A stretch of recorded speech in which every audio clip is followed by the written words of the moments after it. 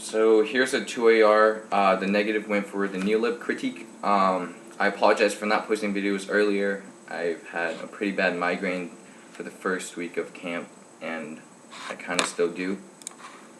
But here it is.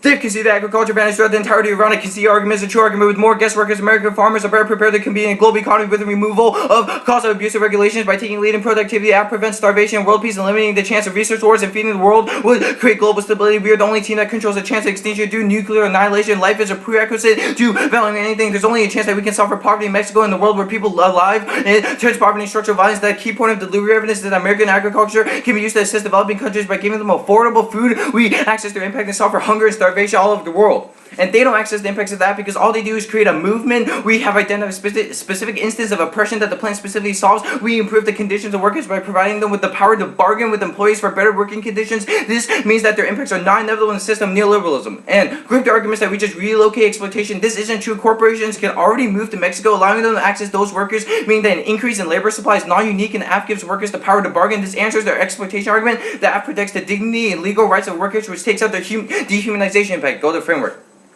Only by winning the AF against the critique can we access real-world education. Even if they win that discourse in this round comes first, you have to privilege neoliberal knowledge production as a starting point and trying to avoid market relations through a discourse only serves to allow the invisibility of neoliberalism because market conditions are social constructs that are assumed to be in the Western world means that we have to use this as a starting point just to get anywhere. That's the Jones and Sparks evidence. This means we access all of the impacts of case. Go to Perm. Extend perm to the plan. The mindset of all this perm suspect, all their offense, the function and justification of the plan is to improve conditions of workers and mitigate the harms of the neoliberal system. That's the kind of realistic form I understand indicates it's necessary to avoid war. There are multiple net benefits to the perm. Our program is a massive shift for how visas are done. This is how the United States is using itself to create linkages between American capital and Mexico. They can't do that in agriculture because space becomes relevant, and the plan will provides a real world war to solve the harms of critique. The Shaw evidence indicates that globalization from below fails to solve for economic and gender equalities, which only the AF remedies with the maquiladora advantage, and the all double bind argument is damning in this round. Endorsing the plan as an instance of non-neoliberalism means that it is the best way to solve for harms of both the case and the K by giving us access to all the impacts in the round. Go to the alt debate.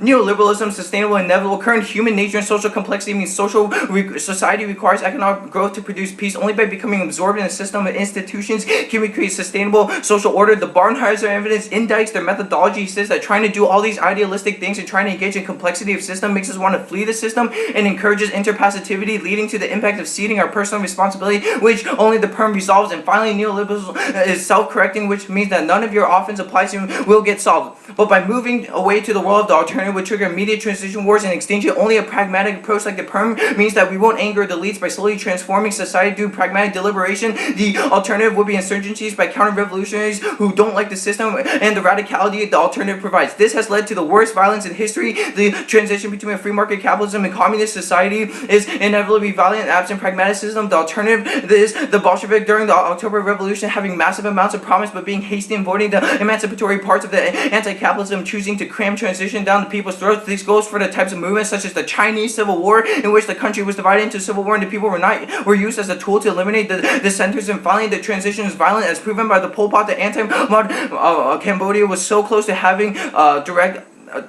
democracy, but transformed into terrible working conditions, starvation, violence, and death because the alternative sharp transition process gets co-opted and breaks into violent movements. Only pragmatism of the perm can solve because it begins as a slow process to trying to transfer neoliberalism to more inclusive capitalism. And go to the link debate.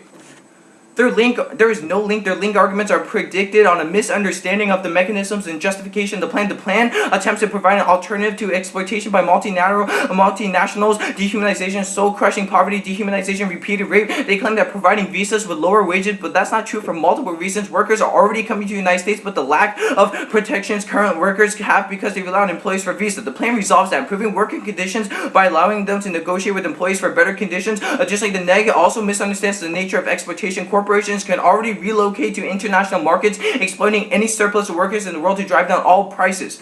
And labor mobility also does the opposite with local labor deficits, driving up global wages. Further, the exploitation of these workers is non-unique. Without the plan to provide them with the ability to bargain for better pay, there will be continued oppression.